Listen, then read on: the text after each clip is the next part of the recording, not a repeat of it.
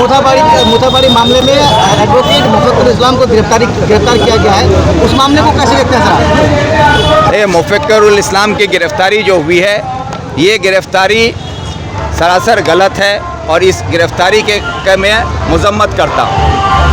ममता बनर्जी ने का जो बयान आया है, उन्होंने कहा है कि हमारा जो CID है उन्होंने उसको गिरफ्तार किया है। तो ये जो है CID किसके अंडर में आता है? स्टेट गवर्नमेंट के अंदर में आता है। तो भाई मुफक्किरुल इस्लाम कोई आंदोलन उन्होंने शुरू नहीं की थी, कहीं पर कोई आंदोलन हो रहा है, उस आंदोलन में वो शामिल होने गए थे। किसी एक डेमोक्रेटिक तरीके से अगर कोई आंदोलन होता है, उसमें कोई भी शामिल हो सकता है और शामिल होने के लिए उसको CID को देकर गिरफ्तार करवा दिया जाता है।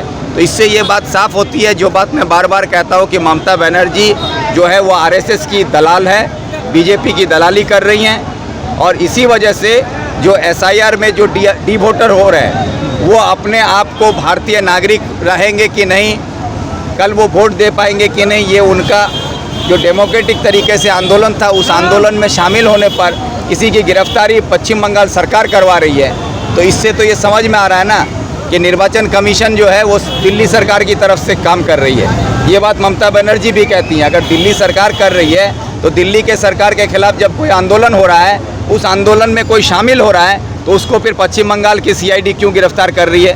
तो इससे साफ है कि मोदी ममता एक हैं। पद्दो फूल और जोड़ा फूल जो है ना, वो ऊपर में दिखाई अलग अलग लगता है कि मिट्टी के नीचे दोनों का जड़ एक ही जगह पर है।